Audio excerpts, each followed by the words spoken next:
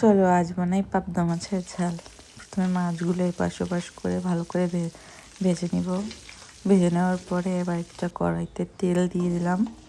তারপরে আলু দিয়ে হালকা লবণ হলুদ দিয়ে এটা ভালো করে একটু ভাজি করে নেব। বেশ খানিকটাই ভাজি করব, মানে একটু অনেকটা সেদ্ধ হয়ে যাবে, একটু ঢেকে ঢেকেও ভাজি করব। তো ভাজি করার পরে এটা উঠিয়ে নেব। উঠিয়ে নেওয়ার পরে ওই কড়াইতেই দিয়ে দেবো তেল আবারও। তারপরে জিরে বাটা, লঙ্কা বাটা এগুলো দিয়ে একটু জল দিয়ে ভালো করে কষিয়ে নেব। তো কষানোর পরে তার ভিতরে আমি আবার দিয়ে দেবো আলু দিয়েও আবার একটু খানিকক্ষণ কষিয়ে নিব। কষিয়ে নিয়ে তারপর দিয়ে দেবো গরম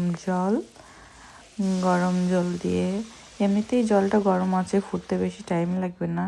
কিছু ফুটে গেছে আমার জল। তারপরে দিয়ে দেবো মাছটা দিয়েও বেশ খানিকক্ষণ ফুটানোর পরে তারপরে দিয়ে দেবো ধনেপাতা দিয়ে আস্তে নামিয়ে ফেলবো। রেডি আমার পাবদা।